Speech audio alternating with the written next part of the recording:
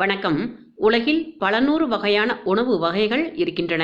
இதில் நாம் அவ்வப்போது உண்ணாத உணவு வகைகளும் பல உண்டு. அப்படி நாம் வழக்கமாக சாப்பிடாத உணவுப் பொருள்களில் ஒன்றுதான் காளான். காளான் சாப்பிடுவதால் ஏற்படும் பல வகையான நன்மைகள் குறித்து இங்கு காணலாம். தீமைகளும் இல்லாமல் இல்லை.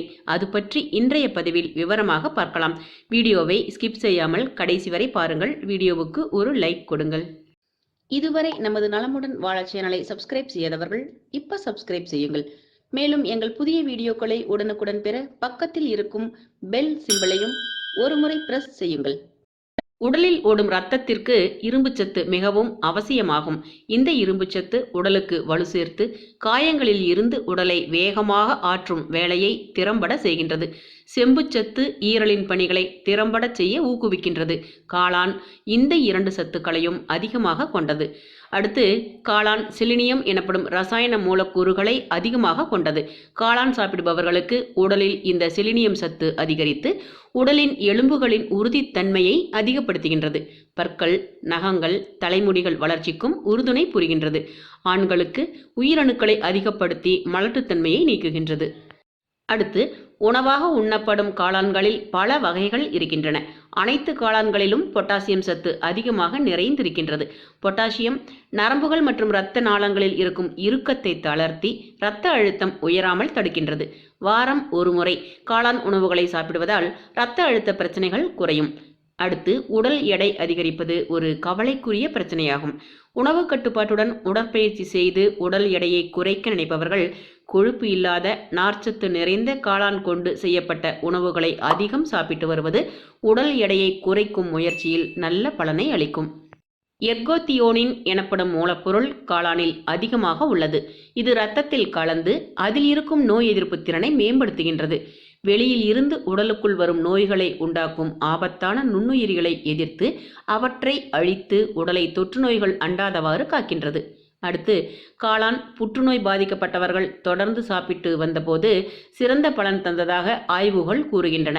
அதிலும் குறிப்பாக மார்பக புற்று, புராஸ்டரேட் புற்று போன்றவற்றால் பாதிக்கப்பட்டவர்கள் காளானை சாப்பிட்டு வந்தபோது அதில் இருக்கும் புற்று செல்களை அழிக்கும் ரசாயனங்கள் மேற்கூறிய புற்றுநோயாளிகளின் நோய் பரவும் தன்மையை கட்டுப்படுத்துவதில் சிறப்பாக செயலாற்றுகின்றது.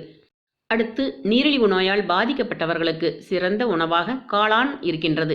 இதில் குறைந்த அளவே கார்போஹைட்ரேட் சத்து இருப்பதால் உங்களின் இரத்தத்தில் சர்க்கரையின் அளவை சரியான விகிதத்தில் வைக்கின்றது. தினமும் ஒரு முறை சிறிதளவு காளான் உணவு சாப்பிடுவது நீரிழிவு நோயாளிகளுக்கு உடல் பலத்தை அளிக்கும். அடுத்து இரத்த சோகையால் பாதிக்கப்பட்டவர்களுக்கு காளான் சிறந்த உணவாகும். காளான் இரும்புச்சத்து அதிகம் கொண்டது.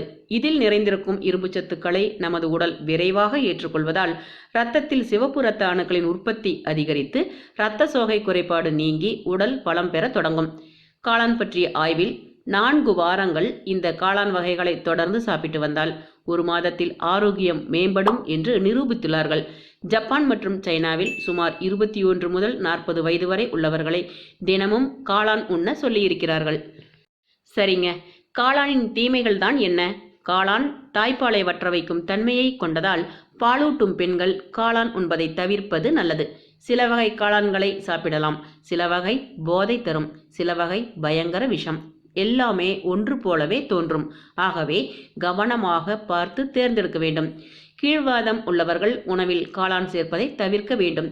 காளான் வாங்கிய ஓரிரு நாட்களுக்கு ஃப்ரிட்ஜில் வைத்து பயன்படுத்தலாம். சில காளான் பிசுபிசுப்பாக இருக்கும். அவ்வாறான காளானை நாம் பயன்படுத்தக்கூடாது. காளான் ஜீரணமாக நேரம் ஆகும். எனவே மதியம் சாப்பிடுவது நல்லது. மீண்டும் ஒரு பயனுள்ள சிறப்பான வீட்டு மருத்துவ தகவலுடன் உங்களை சந்திக்கின்றேன்.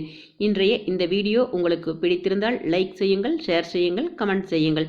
மேலும் பயனுள்ள தினசரி மருத்துவ பொக்கிஷங்களை பெற ஹலோ ஆப்ல நலமுடன் வாழ ஐடியை ஃபாலோ செய்யுங்கள். இதுவரை நீங்கள் நமது நலமுடன் வாழ சேனலை சப்ஸ்கிரைப் செய்யாமல் இருந்தால் இப்பொழுதே சப்ஸ்கிரைப் செய்யுங்கள். நன்றி.